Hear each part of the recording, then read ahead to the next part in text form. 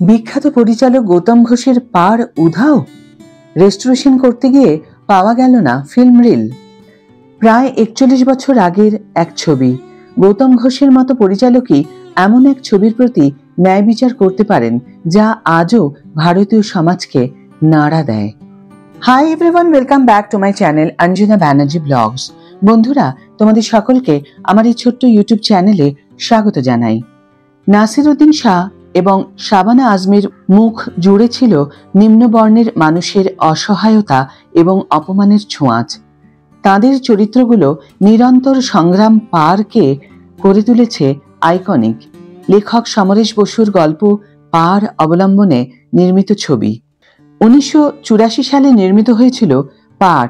বিহারের সামন্তবাদ এবং অস্পৃশ্যদের উপর দিনের পর দিন শোষণের প্রতিচ্ছবি। শাবানা এবং নাসির এবং অম্পুরি, উৎপল দত্তের অসাধারণ অভিনয় যা ভোলবার নয় আজও।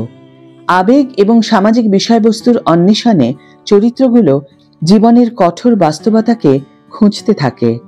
ভারতীয় সিনেমার ইতিহাসে এক মাইল ফলক। এমন এক গুরুত্বপূর্ণ ছবি নিয়ে প্রায় ছেলে খেলা চলছে। কেন কথা বলতে হচ্ছে? বিশদে আসা যাক। 1800 সালের শেষের দিক থেকে 1990 সাল পর্যন্ত টিভি শো থেকে শুরু করে ফিচার ফিল্ম সবই রিলে রেকর্ড করা হতো। প্রেক্ষাগৃহে একজন প্রজেকশনিস্ট থাকতেন। প্রতিটি রিল শেষ হওয়ার সঙ্গে সঙ্গে রিল পরিবর্তনের দায়িত্ব ছিল তাঁরই। পার ছবির ক্ষেত্রেও তাই হয়েছিল। সম্প্রতি গৌতম ঘোষ পরিচালিত 6টি ছবির রেস্টোরেশনের উদ্যোগ নিয়েছে national film archive of India অর্থাৎ NFAI। কিন্তু তা করতে গিয়ে যা জানা যাচ্ছে তা শুনলে চমকে যেতে হয়।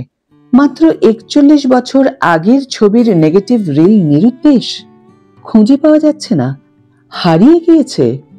পরিচালক গৌতম ঘোষকে ফোনে ধরা হলে তিনি বলেন, আমার কাছেও বিষয়টি একেবারে অবাক করার মতো।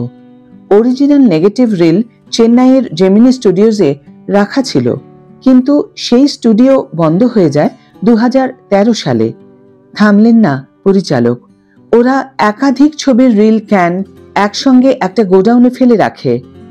সেখানেই তন্ন তন্ন করে খোঁজা চলছে, কিন্তু মিলছে না রিল। হয়তো রিলে লেখা লেভেলটাই উঠে গিয়েছে। যদি তা পাওয়াও যায়, কি অবস্থায় রয়েছে তাও জানি না। আরেকটি বিষয়, আমি নেগেটিভ প্রিন্ট দেখে বলে দিতে পারবো কোন ছবি কি বৃত্তান্ত, কিন্তু এখনকার ছেলেরা বুঝতেই পারবেন না, কারণ তারা রিল ক্যান কোনোদিনও দেখেননি। ফিল্ম রিলে নির্মিত গৌতম ঘোষের শেষ ছবি ছিল মনের মানুষ। রেস্টোরেশনের ক্ষেত্রে নেগেটিভ প্রিন্ট ঠিক কতটা গুরুত্বপূর্ণ?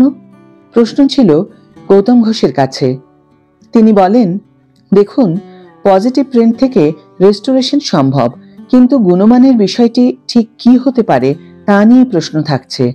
NFAI অবশ্য জানিয়েছে পজিটিভ প্রিন্ট থেকেও একটি বিশেষ সফটওয়্যারের মাধ্যমে রেস্টোর করা সম্ভব। গৌতম ঘোষ নিজেই বললেন, পার একটি গুরুত্বপূর্ণ ছবি, আর তেমন এক ছবির নেগেটিভ রিল উধাও হয়ে গেলে কি রেস্টোরেশন আদৌ সম্ভব? NFAI পজিটিভ ক্লিন প্রিন্ট খুঁজে চলেছে।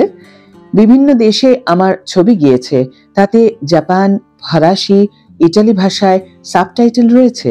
সেগুলো থেকে রেস্টোর করা সম্ভব নয়। পশ্চিমবঙ্গ সরকারের ভল্টে রয়েছে এবং ন্যাশনাল ফিল্ম আর্কাইভে রয়েছে।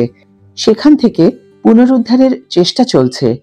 কথায় কথায় পরিচালক বললেন, এখন ফিল্মের রেস্টোরেশন গুরুত্বপূর্ণ হয়ে উঠছে।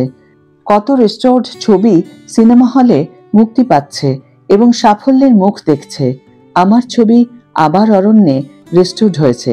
আমি চেষ্টা করছি আবার যেন ছবিটি প্রেক্ষাগৃহে মুক্তি পায়। আজকের এই প্রতিবেদনটি দ্য ওয়ার্ল্ড থেকে সংগৃহীত। আজকের ভিডিও এখানে শেষ করছি বন্ধুরা। ভিডিও যদি ভালো লেগে থাকে তাহলে অবশ্যই একটা ছোট্ট করে লাইক দিও, শেয়ার করো বন্ধুদের সাথে, কমেন্ট করে জানিও তোমাদের মতামত। যারা এখনো আমার চ্যানেলটিকে সাবস্ক্রাইব করোনি তারা অবশ্যই চ্যানেলটিকে সাবস্ক্রাইব করে আমার পাশে থেকো, আর যারা অলরেডি সাবস্ক্রাইব করে দিয়েছো তাদের জন্য আমার অনেক অনেক অনেক ভালোবাসা এবং অনেক ধন্যবাদ। আজ তাহলে বিদায় বন্ধু, দেখা হবে পরের ভিডিওতে। ভালো থেকো, সুস্থ থেকো, সঙ্গে থেকো।